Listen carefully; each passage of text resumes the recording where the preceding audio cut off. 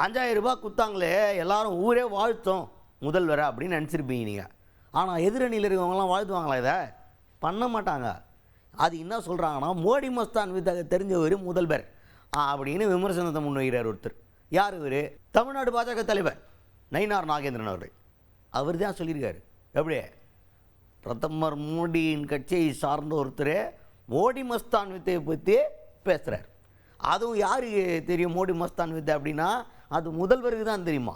மக்களை எப்படி தேர்தல் நேரத்தில் ஏமாற்றலான்ற கைதேர்ந்த வித்தைக்காரர் முதல்வர் அவர்கள். எனக்கு இந்த அறிவு இப்போ பார்த்தோன்னா அதிர்ச்சி ஆகிட்டேன். அதிர்ச்சியே என்னடா, ஏற்கனவே 1000 ரூபா கொடுக்குறேன்னு சொல்லி நாடாளுமன்ற தேர்தல் வரையில் தான் 1000 ரூபா கொடுக்கவே ஆரம்பித்தாங்க.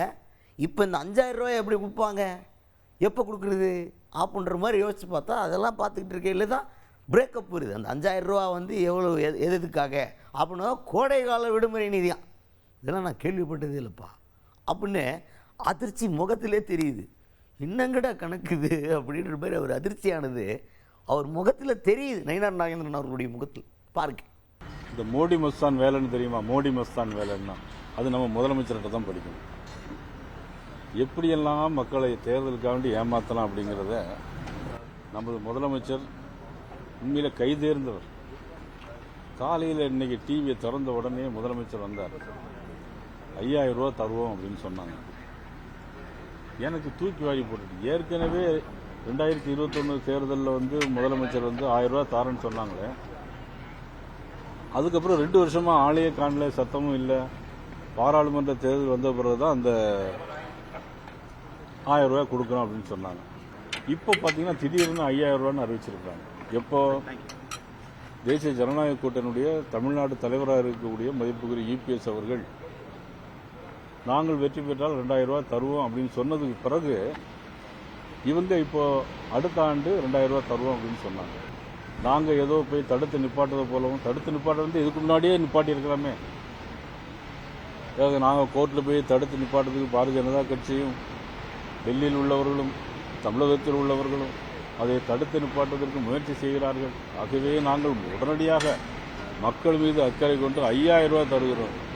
எப்படி? 2000 ரூபாய் இந்த மாதம், அடுத்த மாதம் 2000 ரூபாய் அட்வான்ஸ். அதுபோல கோடைகால விடுமுறை நிதி இதுவரையிலும் கேள்விப்படாத ஒன்று. உண்மையில் நான் வந்து சம்மதிக்கிறேன் முதலமைச்சர். நீங்கள் போன வருஷம் கோடைகால விடுமுறை நீங்கள் இந்த பத்திரிகை நிபுணர்கள் யாராவது வாங்கியிருக்கீங்களா?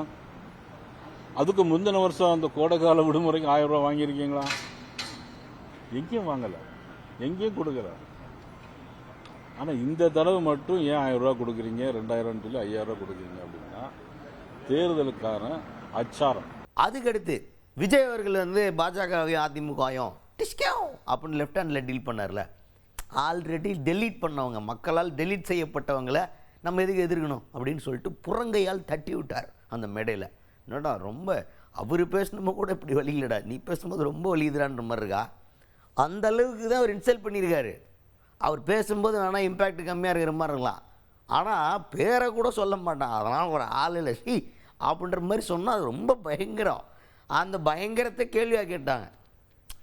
உங்களெல்லாம் மக்களே வந்து தோக்கடிச்சிட்டாங்க, தோற்று போனவங்களை பற்றி நான் ஏன் பேசணும்னு விஜய் கேட்குறாரு அப்படின்னு கேட்டால் நயினார் நாகேந்திரன் அவர்களுக்கு எதுனா கொடுக்குறாருன்னா, அங்கே செங்கோட்டையனை பார்க்கும்போது எனக்கு ரொம்ப பாவமாக இருக்குது. என்னோட சீனியர் அவர், ரொம்ப நாளாக விஜயை பார்க்கணுன்னு சொல்லிட்டு அப்பாயின்மெண்ட்டுக்காக வெயிட் பண்ணுகிறார்.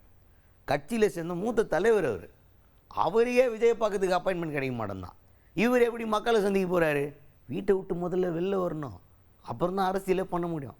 முதல்ல வீட்டை விட்டு விஜய் வெளில வர சொல்லுங்கள் அப்படின்னு இவர் ஒரு போடு மாற்றி இன்சல்ட்டு பாரு, பயங்கரமாக போயினுக்குது. ஐயோ பாவம், எங்கள் அண்ணன் செங்கோட்டையன் ஒரு வாரமாக தேடிட்டு இருக்காரு அவரை பார்க்கறதுக்கு. எங்கள் அண்ணன் செங்கோட்டையன் ஒரு வாரமாக அப்பாயின்மெண்ட்னு வெளியே சொல்லிட்டு இருக்காரு. உண்மையிலே கஷ்டமாக இருக்கு எனக்கு. என்னோட பெரிய சீனியர் அவர், அவரை போய் பார்க்க முடியல. அவர் எப்படி சார் வீட்டுக்குள்ளேருந்து வெளியே வந்து மக்களை பார்க்க முடியும்?